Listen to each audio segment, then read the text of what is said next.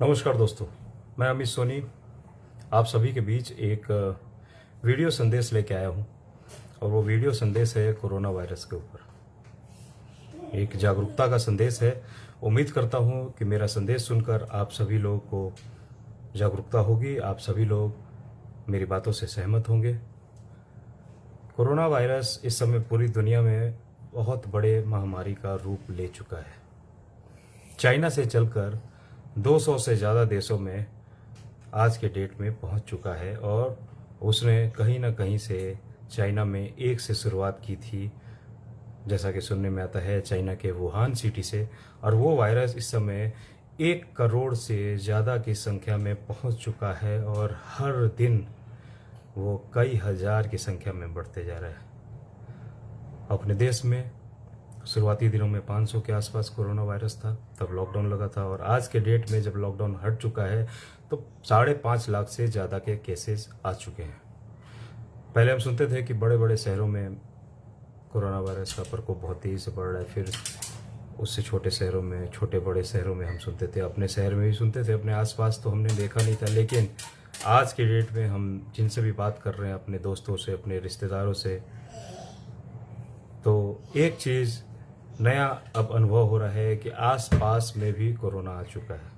अपने जानने वाले लोग कोरोना पॉजिटिव निकल रहे हैं। ऐसे बहुत से केस हमारे शहर में भी आ चुके हैं, आपके शहर में भी आ चुके होंगे, हर जगह आ रहे हैं। तो जो वायरस चीन से चलकर 200 देशों में जा सकता है, जो वायरस महानगरों में पहुंच सकता है, जो वायरस महानगरों से छोटे बड़े शहरों में पहुंच सकता है, छोटे बड़े शहरों से आपके शहर में, आपके शहर से आपके मोहल्ले तक पहुंच सकता है, तो आपके घर तक ये आ जाए, ये कोई बहुत बड़ी बात नहीं है। उसके लिए आप अगर सावधानी नहीं रखेंगे तो ये आपके लिए बहुत महंगा पड़ेगा, क्योंकि ये जीवन हम इंसानों का बहुत ही अनमोल है और ऊपर वाले ने इसे अगर हमें दिया है तो हमें बहुत ही सावधानी से अपने आप को बचा के चलना है। और उन दिनों के लिए जिस दिन पूरी दुनिया में कोरोना वायरस का वैक्सीन आ जाएगा, जिस दिन वो वैक्सीन आपको और आपके परिवार को नहीं लग जाता है, मैं आप लोगों से यही रिक्वेस्ट करूंगा कि आप लोग जब तक वैक्सीन नहीं आ जाता है बहुत सावधानी रखिए, क्योंकि ये वायरस इतना ज़्यादा खतरनाक है। इसका एक एग्जांपल देता हूँ, आपको वीडियो दिखाता हूँ मैं, 2 अलग अलग वीडियो आप लोग देखिएगा। इस वीडियो में आप देखिए कि किस प्रकार हॉस्पिटल के स्टाफ एक डेड बॉडी को, जो कि कोरोना संक्रमित था और उसकी डेथ हो जाती है, उसको एम्बुलेंस से लेकर बाहर आते हैं और पूरा का पूरा बॉडी जो है वो प्लास्टिक से लपेटा हुआ है, टेप लगे हुए हैं और जितने भी चारों के चारों हॉस्पिटल के स्टाफ हैं वो सभी ने पीपीई किट पहन रखा है। उसके बावजूद भी किसी की हिम्मत नहीं है उस डेड बॉडी को हाथ लगाए।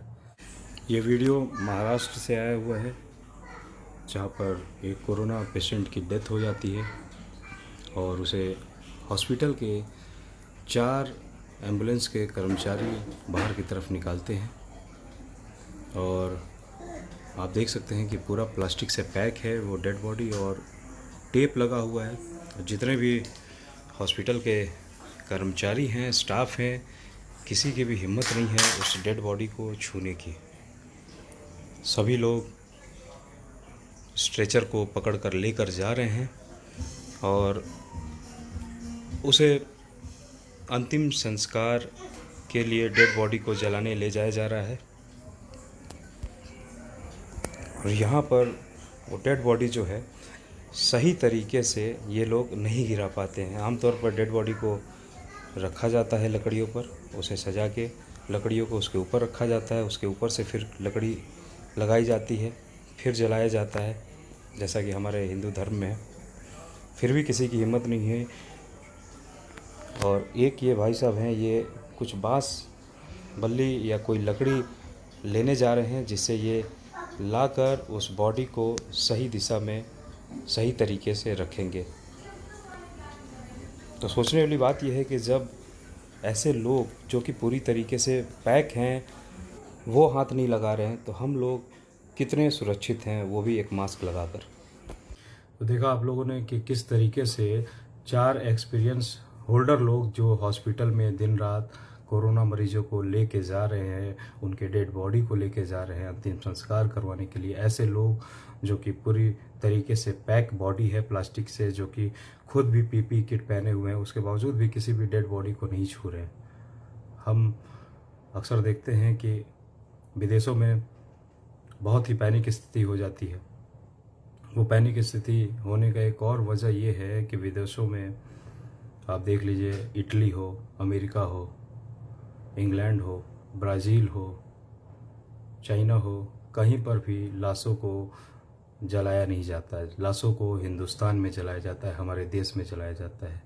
एक वजह यह भी है कि हम लोग बहुत पैनिक नहीं हो पा रहे, क्योंकि हम लोग विदेशों में देखते थे कि उनके चौराहे पर आसपास में डेड बॉडी को रखा जा रहा है और सरकार के पास जगह नहीं है, कब्रिस्तान बढ़ाए जा रहे हैं। उसका रीज़न ये है कि वहाँ पे सरकार गड्ढे खोदती है और लाशों को दफनाया जाता है, एक के बाद एक रख के। चार चार लाशें, चार चार ताबूतों को एक के ऊपर एक रख के दफनाया गया। हमने बहुत बार टीवी में, न्यूज़ में देखा। वहाँ की स्थिति बहुत पैनिक हो जाती है और हमारे देश में वो स्थिति कहीं ना कहीं नहीं आ रही है। तो इसका एक सबसे बड़ा रीज़न ये भी है कि हमारे देश में लाशों को जलाया जाता है, दफनाया नहीं जाता। जब लाश जल जा रहा है, वो राख बन जा रहा है, तो फिर ज़मीन की जगह की ज़रूरत ही कहाँ से होगी, आप इससे भी अंदाज़ा लगा सकते हैं। और एक और वीडियो मैं आप लोगों को दिखाता हूँ। वो एक और दूसरा वीडियो जो है वो एक चेन्नई का है। सुनने में आया है वीडियो देख के कि किसी हॉस्पिटल के मालिक का है, जो कि अरबों की संपत्ति का मालिक है। उसके बेटे को कोरोना वायरस हो गया और वो अपने बेटे को नहीं बचा पाया। जब ऐसी ऐसी स्थिति में ऐसे ऐसे लोग अपने बच्चों को, अपने परिवार के लोगों को नहीं बचा पा रहे हैं, तो हम और आप भला कितना सुरक्षित हैं। ये कहीं ना कहीं ये भी सच है कि हमारे देश में कोरोना वायरस से लोग सही भी हो रहे हैं। इम्यून सिस्टम हमारे देश में लोगों का बाकी देशों की अपेक्षा भी स्ट्रॉन्ग है, लेकिन क्या बूढ़ों में, क्या बच्चों में वो इम्यूनिटी होगी, नहीं होगी। तो इसलिए बेहतर ये है कि आप अगर घर से बाहर निकल भी रहे हैं तो सुरक्षा का बहुत ध्यान रखिए, क्योंकि बचाव जो है वो बहुत ज़रूरी है। तो आइए देखते हैं दूसरा वीडियो जिसका मैंने अभी अभी आपसे चर्चा किया था। इस वीडियो में जो साउंड है उसको मैंने म्यूट कर रखा है, क्योंकि इस वीडियो में जो डेड बॉडी आ रही है, आपको आते हुए दिख रही है, इसके परिवार वाले यहाँ खड़े हैं और वो परिवार वाले काफ़ी रो रहे हैं, बिलख रहे हैं। उनकी तकलीफ़ को सुना नहीं जा रहा है।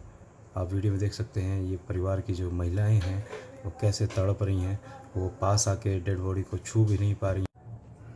तो देखा ना आप लोगों ने इस दूसरे वीडियो में किस तरीके से एक परिवार का बच्चा, जिसका खुद का हॉस्पिटल होता है, उसका बाप उसे खुद नहीं बचा पा रहा है, उसके परिवार वाले कैसे बिलख के रो रहे हैं, उसकी एक झलक पाने को बेकरार है, लेकिन फिर भी जो है वो संभव नहीं हो पा रहा है। तो ऐसा इतना खतरनाक वायरस है, इस तरीके से कोरोना मरीजों की संख्या बढ़ती जा रही है। समझ में नहीं आ रहा है आने वाला समय कितना भयावह होगा, क्योंकि इस समय हमारा देश जो है वो China, Italy, Spain, UK, Peru और बहुत सी कंट्रियों को क्रॉस करके इस समय चौथे पोजीशन पे है। हालांकि रसिया को भी क्रॉस कर चुका था और तीसरे पोजीशन पर आ चुका था, लेकिन वहाँ पर केस बढ़ने से एक बार फिर से इंडिया इस समय चौथे पोजीशन पे है। तो अभी रसिया, ब्राज़ील 2 कंट्री और उसके अलावा एक यूएसए, 3 कंट्री बाकी है। 3 कंट्री को बहुत जल्द जिस रफ्तार से कोरोना वायरस की संख्या बढ़ती जा रही है, क्रॉस करके 1 नंबर की पोजीशन पे आ जाए, ये बहुत बड़ी बात नहीं है। उसकी सबसे बड़ी वजह यह भी है कि हमारे देश में आबादी बहुत ज़्यादा है। हमारे देश में जो आबादी है वो दुनिया में दूसरे नंबर पर आती है और मेडिकल फैसिलिटीज़ आप तो जानते ही हैं कितना बढ़िया है। तो एक ये भी रीज़न है कि हमारे यहाँ कोरोना वायरस की जो मरीजों की संख्या है बहुत तेज़ी से बढ़ने वाली है। जाड़े के समय में बहुत दिक्कत होगा, क्योंकि अभी गर्मियों में तो हम लोग बाहर से आ रहे हैं तो नहा धो ले रहे हैं, नहा धो के अपनी सुरक्षा थोड़ा बहुत कर ले रहे हैं, परिवार की कर ले रहे हैं। लेकिन आने वाले समय में जाड़े में कैसे हम नहाएंगे दोनों टाइम, आप समझ सकते हैं। और नहाने के बावजूद भी हम कितने सुरक्षित हैं इसकी कोई गारंटी नहीं है। सैनिटाइज़र इतना ठंडा होता है, सैनिटाइज़र जो है हम अपने हाथों पर लगाते हैं, अभी गर्मी के टाइम में लगा रहे हैं, जाड़े के समय में वो सैनिटाइज़र हमें लगाने में कितना ठंड महसूस होगा। आलस में बहुत से लोग नहीं लगाएंगे। तो आने वाला समय जो है बहुत ख़तरनाक है, ये मान के चलिए। और इसकी जो है हम लोगों को सुरक्षा अभी से लेके चलनी होगी। रुपए पैसे तो हम जीवन में बहुत कमा लेंगे, रुपए पैसे बहुत आएंगे और जाएंगे, लेकिन एक बार ये वायरस अगर घर में आ गया तो भगवान न करे कि किसी घर में आए, तो अगर आ गया तो पता नहीं किसको अपने साथ लेके जाएगा। उसको दोबारा से नहीं बुलाया जा सकता, उसको दोबारा से अपने जीवन में फिर से शामिल नहीं किया जा सकता है। इसलिए मैं आप लोगों से एक बार और रिक्वेस्ट करूँगा कि बहुत बहुत ध्यान रखिए, खासतौर पे अपने आपका और अपने साथ अपने परिवार का, छोटे बच्चों का, बड़ों का। और गर्म पानी पीजिए, डॉक्टर के हिसाब से आप चलिए, डॉक्टर जो कहता है, और इम्यून सिस्टम अपना मजबूत करिए, वैसी पौष्टिक चीज़ें खाइए, एक्सरसाइज करिए। इसी के साथ अब आप लोगों से विदा लेना चाहूँगा। और अगर आप लोगों को मेरा संदेश अच्छा लगा हो तो और लोगों को ज़रूर पहुँचाइएगा, ज़्यादा से ज़्यादा लोगों को जागरूक करिएगा। और सबसे पहले आपका जागरूक होना बहुत ज़रूरी है। नमस्कार।